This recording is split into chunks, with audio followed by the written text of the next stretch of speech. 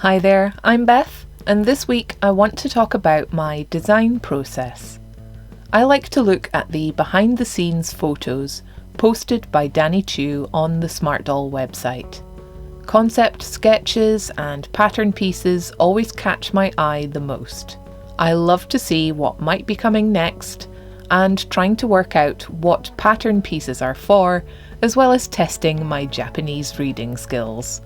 I was excited to see these dungarees popping up, as well as some other nostalgic yet futuristic cyber pieces.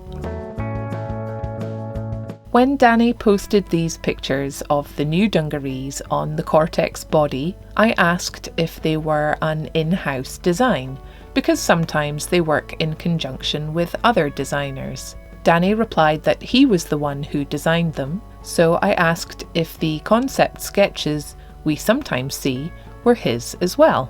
He replied that the sketches are created by the team and confessed that his own sketches are lousy, more reminiscent of something drawn on an Etch-a-Sketch. He prefers to modify their existing garments with masking tape and pins to convey the idea he has in mind to the team. Most of their decade-long design collection are actually refinements of their own previous works. He mentions that having a solid base to work from aids in rapid prototyping, and that it's something he will document more extensively in the future. When I need to create new doll clothing, I always look back at my existing patterns for a starting point. Danny and the team graciously share quite a number of their own sewing patterns for free, granting Smart Doll owners permission to use and modify the patterns for their own use. This creates another great catalogue of material to iterate on.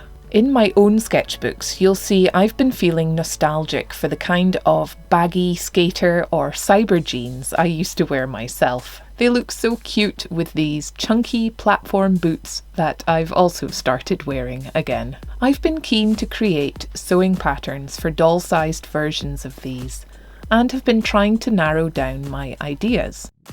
On my iPad here, I worked out a way to simplify the design differences and have decided to start my own design process on these cyber jeans.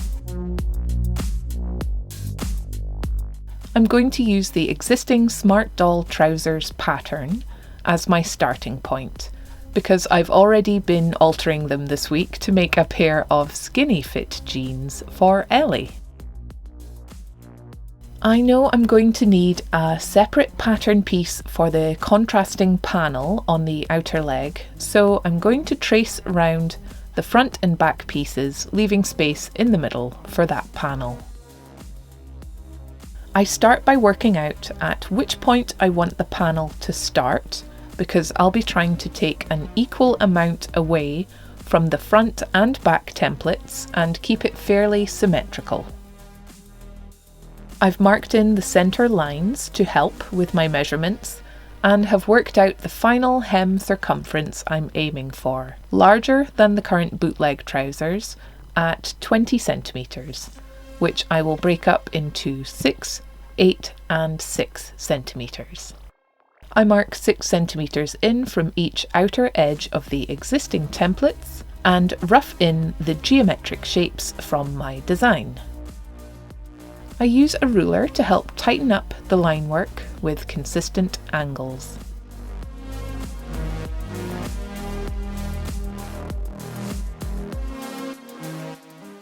I've altered the pocket shape to match my own design. I find that I use this ruler, made by Barb from Enchantarium, all the time when I'm drafting patterns. She made it so that these lines are in 5mm increments, apart from the line at the inches side, which is a 7mm or 1/4 inch size. Being able to quickly switch between a 1/4 inch and a 5mm seam allowance is super useful. I used the ruler to draw in the 7mm seam allowance around the outside of the lines I drew previously. I then cut out the modified front and back pieces and will use them to help me draft the centre panel. I already know how wide I need it to be at the bottom, so I line up the front and back pieces until they meet at the top and use them to sketch in the centre panel. I need to add seam allowance on top of this traced outline to get the correct size. Then I use the ruler to add proper seam allowance around the centre panel. Hopefully all of this will line up once put together, and next I'll design the pocket shape. The inspiration for these pockets comes from an old pair of Cyberdog branded jeans that I love to wear.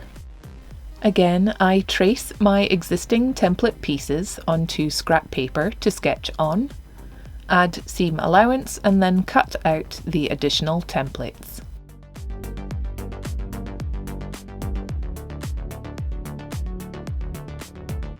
I cut out one back piece, then trace it again to make two front pieces, which will allow for a zip fastening. I then continue to make alterations to the existing trouser pattern pieces as needed, changing the pocket shapes, altering the belt slightly, and creating longer belt loops. I trace and cut out all my new pattern pieces, making notes to remind me which side of the fabric to trace certain pieces onto. Like the left pocket, which should end up on the doll's left side, and the belt pieces, which are not entirely symmetrical.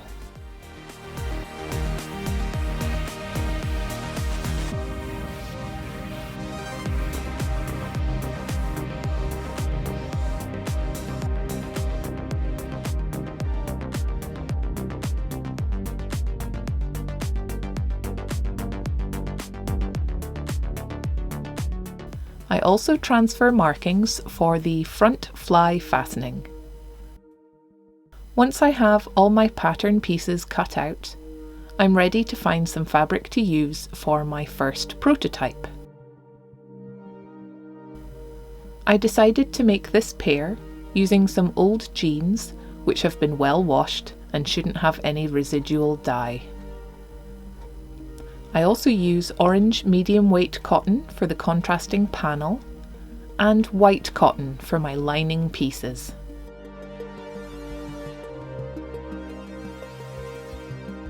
I start my assembly by putting together the pocket pieces.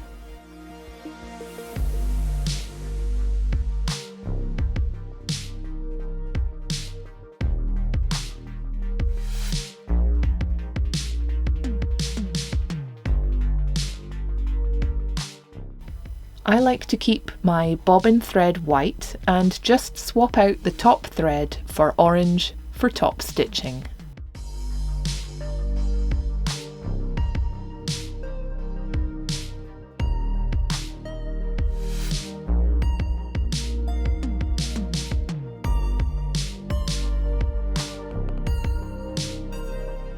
I stitch and flip the pocket linings to the inside before inverting and sewing the pocket bottoms. This creates a functional pocket with a neat bag.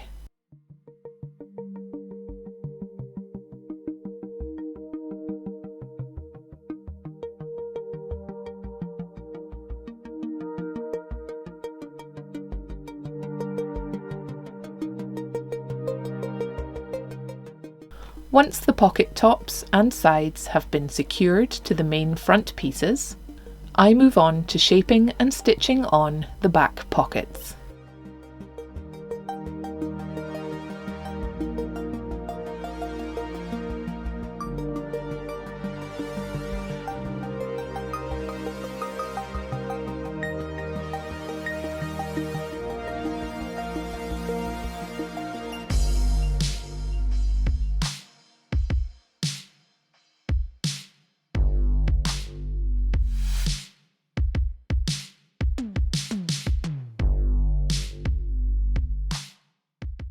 I made these a little larger and deeper to mimic 90s skater trousers. Next, I'll add the back yoke pieces and join the back trousers together. If you're interested in putting together a regular pair of Smart Doll jeans, I do have a detailed tutorial that you can follow.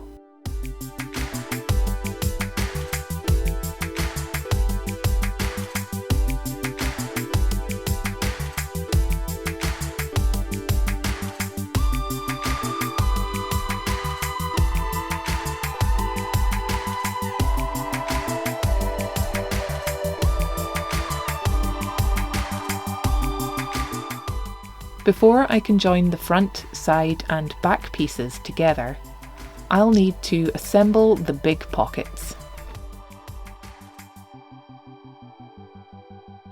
With my 7mm seam allowance, I stitch together the front pieces temporarily. I press open the allowance, then align and pin a zip to the inside. I make sure the zips are mirrored before stitching them down from the correct side. I'll unpick the temporary stitching before stitching the front and back pocket pieces together with right sides in.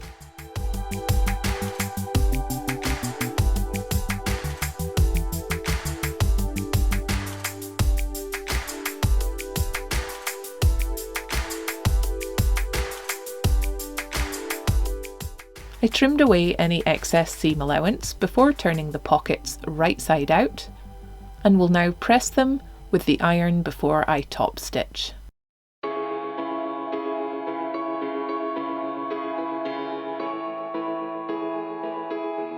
Here are my big pockets. They're going to float over the orange panel and will be held in place by the 4 long edges. I'll secure those edges before overlocking the rest of the orange panel. Then we'll work out how best to insert or attach these pieces afterwards.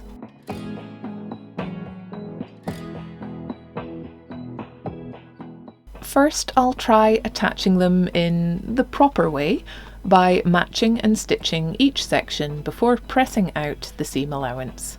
Although I think all these geometric angles will make that a little tricky. It turned out okay. I tried to get nice sharp corners by snipping and trimming where needed. I'll try attaching the next piece and see how I feel about it. Yeah, it's still a little lumpy and pinchy, and somewhere along the way I totally misaligned the top too. I think I'm going to try the other leg a different way because I feel like this should line up. I think what I'll do is join the front and back at the hip first of all. Then I'll carefully fold in and press with the iron all of the seam allowances on the denim part. Then I should be able to line up the orange panel underneath and simply top stitch it into position. Yes, I think this will definitely give me a better result. I'm able to get much sharper points this way. I'm going to unpick the first leg and do them both this way. Here all the denim parts are joined and they're still misaligned at the top, so I suspect I created a discrepancy when I altered the pockets. Let's try putting in these panels then. Oh yes, I'm really loving these. These floating pockets are so much fun. I'm really happy with the top stitching, and I remembered to top stitch here over the hip too.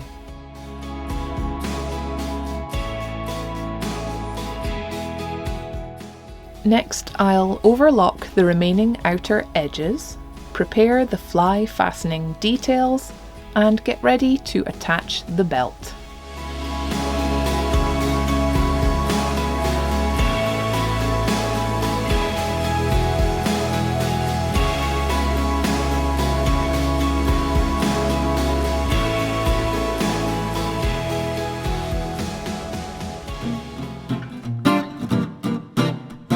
In the moment interlude.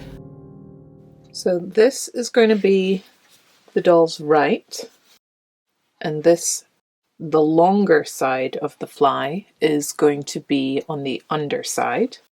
And then there, where I've top stitched the fly markings, this is going to be the shorter side. So it's going to be folded where the crotch line runs straight through in this curve. So it's going to be folded there, but we're not going to stitch anything down just yet. Just going to fold it and pin it. So it should be pinned right where that little V is at the lowest. Just pinned for the moment. And you know what? This pocket, this left pocket, which is very much now on the doll's right, I was so confident that I had that in the right place. Don't let editing Beth fool you. This was difficult. And and I still mucked it up. So whatever I told you before, that was wrong. This is supposed to be here. So I guess whatever I've written on the template about which side of the fabric to trace that onto, I need to flip it because that ain't right. But everything else is looking okay. Now I need to do belt loops. I'm going to overlock one edge, fold it twice so that it's 3 layers thick with the overlocked edge on the outside, and run 2 lines of top stitching and then cut it into 5 equal pieces, which I will then place on here.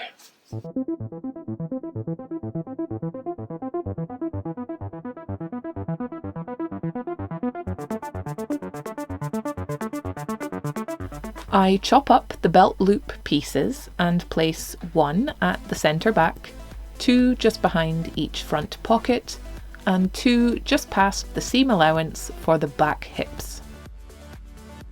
I've thankfully cut the belt pieces the right way round, so my longer end is in the right place. I secure my belt loops and the belt with clips before stitching on. I'll trim away any excess seam allowance before turning the lining piece toward the inside, and will also overlock the lower edge of the belt lining.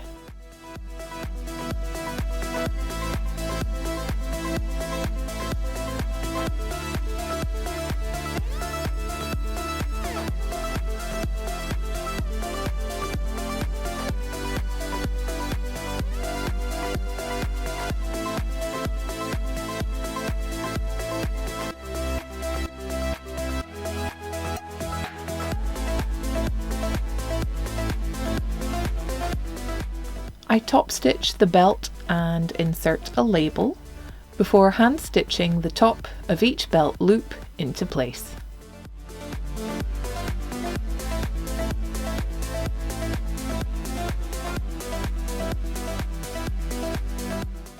I'll hem the trouser legs before stitching the front crotch curve.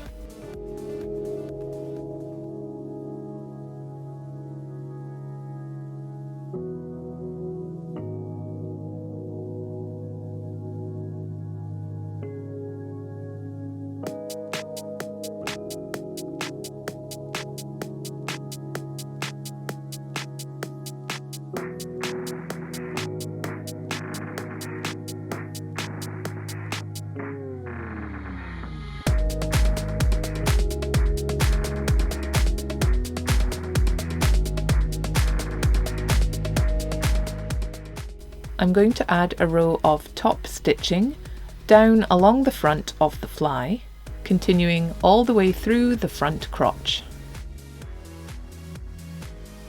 I'll then line up the inner leg seams and stitch them.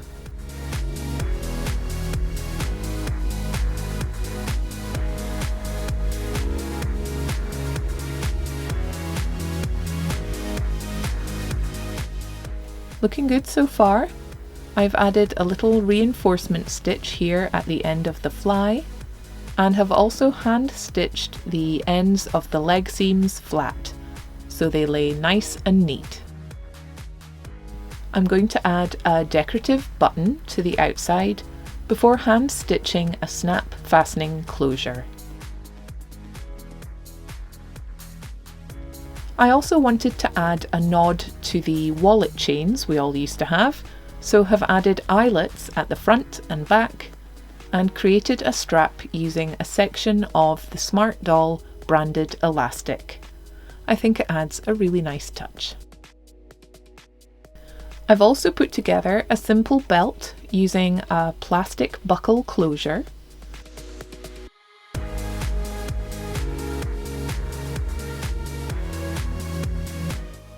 and added little orange ribbons to the ends of the zips.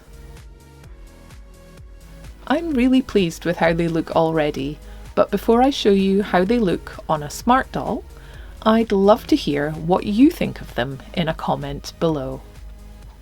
Do you think I should create a pear-sized version? Do you think I should create a simplified Blythe version? And do you think you would try this pattern yourself, or would you rather just buy the finished product?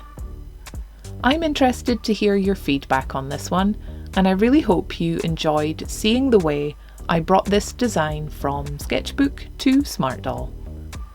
Not every design requires a tailor's mannequin or draping knowledge, so I hope it helped you to see how I use and alter an existing pattern to create something new. Thank you all so much for watching today, and a big thank you to all my wonderful patrons for your extra support. If you're interested in additional content, freebies, or are looking to commission a custom doll, then please check out the Patreon link in the description box below. I do hope you like how these cyber jeans came out. I'd definitely like to try them again with some embroidered lettering and darker, more grungy colouring. I think they suit Ellie here though. She's trying on the short emerald wig that I picked up from eBay recently, and looks pretty cool hanging out in the garden. I look forward to reading your comments. Please leave a like if you enjoyed the video, and take care. I'll see you again soon. Bye!